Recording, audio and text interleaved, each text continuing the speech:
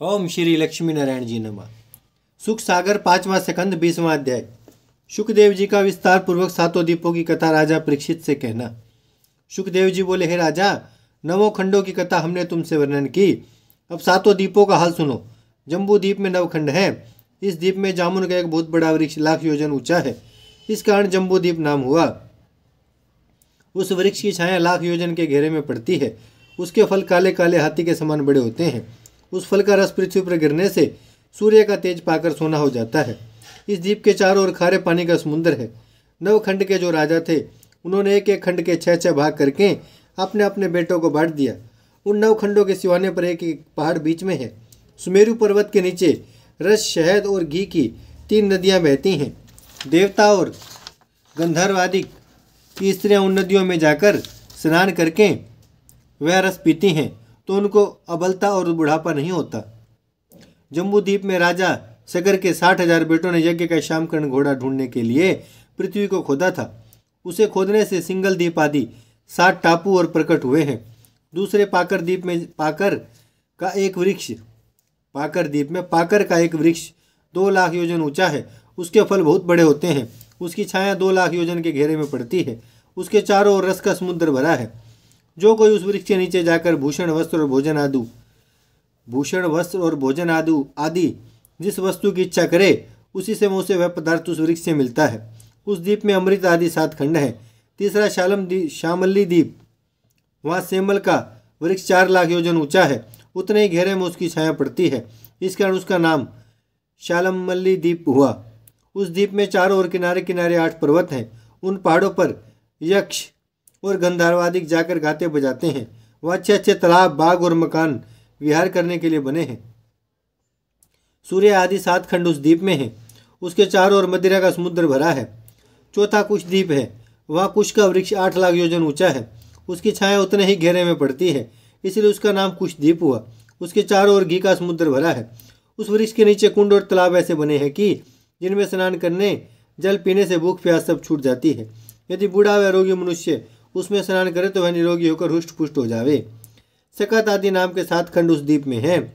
5वां क्रोच द्वीप है, जिसमें क्रोच नाम का पर्वत 16,00,000 योजन ऊंचा है, इसलिए उसका नाम क्रोच द्वीप हुआ।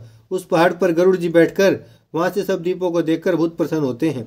उसके चारों ओर दूध का समुद्र भरा है। और व्यास आदि नाम के 7 खंड उस द्वीप में हैं। 6ठा शाक द्वीप है। वहाँ शाक का वृक्ष 32,00,000 योजन है। उतने ही घेरे में उसकी छाया पड़ती है। उस द्वीप के चारों ओर मट्टे का समुद्र भरा है। देव द्विज आदि नाम के 7 खंड उस द्वीप में हैं। सिद्ध और तपस्वी लोग उस वृक्ष के नीचे बैठकर हरि भजन करते हैं। उस वृक्ष का गिरा हुआ पत्ता खाने से उनका पेट भर जाता है। उस वृक्ष का गिरा हुआ पत्ता खाने से उनका पेट भरा रहता है, भूख प्यास नहीं लगती। 7वां पुष्कर द्वीप है। वह कमल का एक वृक्ष 64,00,000 योजन ऊंचा और उतने ही घेरे में उसकी छाया है। वह केसर की सुगंध आती है। उस द्वीप के चारों ओर मीठे पानी का समुद्र भरा है। उस वृक्ष के नीचे मानसरोवर तालाब है। वहाँ हंस पक्षी मोती चुगते हैं। कर्मरात आदि 7 खंड उस द्वीप में है। हे परीक्षित, राजा प्रियव्रत ने इन 7 द्वीपों के राज्य को झूठा समझकर छोड़ दिया और हरि भजन करके मुक्ति पाई। 21वां अध्याय। शुकदेव जी का राजा परीक्षित से आकाश और सूर्य आदि का विस्तार कहना। शुकदेव जी बोले, हे राजा, जितना विस्तार 7 द्वीपों का हमने तुमसे कहा, उतना ही लंबा चौड़ा आकाश भी है। जिस तरह चने की 2 दालें होती हैं, उसी तरह आकाश पृथ्वी को समझना चाहिए। सूर्य से तीनों लोकों में प्रकाश होता है। सूर्य 6 महीने उत्तरायण और 6 महीने दक्षिणायन रहते हैं।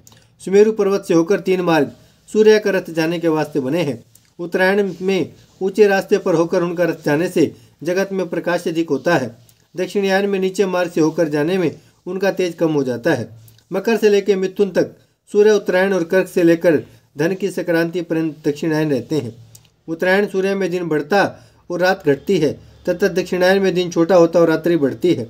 सूर्य एक राशि पर 1 महीना भर रहते हैं और एक दिन रात में 9 करोड़ लाख योजन सूर्य का रथ सुमेरु पर्वत के चारों ओर दिशाओं में फिरता है।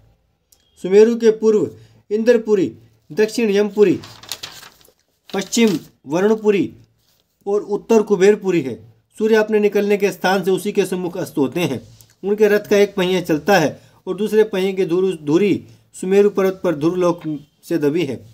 सूर्य का रथ 26,00,000 योजन के विस्तार में है। 7 घोड़े एक ओर और एक घोड़ा दूसरी ओर जोता रहता है।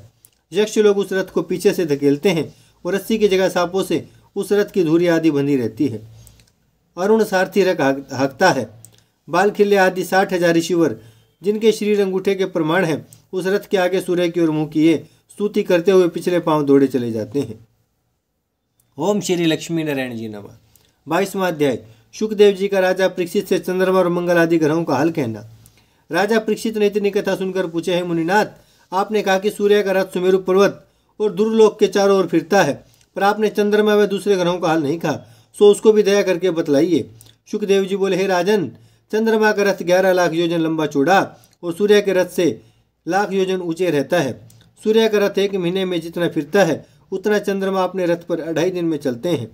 चंद्रमा के रथ से लाख योजन ऊंचे मंगल का रथ, उससे लाख योजन ऊंचे बुध का रथ, उससे लाख योजन ऊपर बृहस्पति का रथ, उससे लाख योजन ऊंचे शुक्र का रथ, उससे लाख योजन ऊपर शनिश्चर का रथ, उससे लाख योजन ऊंचे राहु का रथ 17 लाख योजन के विस्तार में रहता है। सब रथों की धुरी ध्रुवलोक में लगी रहती है। ध्रुव राहु का रथ चंद्रमा और सूर्य के बराबर आने से ग्रहण लगता है। सूर्य का रथ सुमेरु पर्वत पर कहीं कहीं रुक जाने से तीसरे वर्ष 1 महीना मलमास अधिक होता है, जिससे संक्रांति बराबर रहती है। 5 वर्ष के प्रकाश होते हैं। 5 प्रकार के वर्ष होते हैं। 5 प्रकार के वर्ष होते हैं। एक संक्रांति की गिनती से सूर्य का वर्ष, दूसरा शुक्ल पक्ष की द्वितीया से चंद्रमा का वर्ष, तीसरा चैत्र शुक्ल प्रतिपदा से संवत का वर्ष, चौथा नक्षत्रों की गिनती से, पांचवा बृहस्पति की गति से जो दूसरी राशि पर बदल जाते हैं समझना चाहिए। सूर्य क्षत्रियों के लिए, बृहस्पति व चंद्रमा ब्राह्मणों के लिए, मंगल वैश्यों के लिए, बुध शूद्रों के लिए और राहु मलेच्छों के लिए शुभ कारक होते हैं। शुक्र जैसे स्थान में पड़ते हैं वैसा फल चारों वर्णों को देते हैं। किसी वर्ण के साथ मित्रता व शत्रुता नहीं रखते। शनिश्चर व राहु केतु चारों वर्णों को दुख देते हैं। ओम श्री लक्ष्मी नारायण जी नमः। भजमन नारायण नारायण नारायण, श्रीमन नारायण नारायण नारायण, लक्ष्मी नारायण नारायण नारायण, सत्य नारायण नारायण नारायण, भजमन नारायण श्रीमन नारायण, लक्ष्मी नारायण सत्य नारायण, भजमन नारायण नारायण नारायण। भागवत महापुराण की जय। लक्ष्मी नारायण भगवान की जय। गौ माता की जय। गंगा मैया की जय। धरती माता की जय। हर हर मान।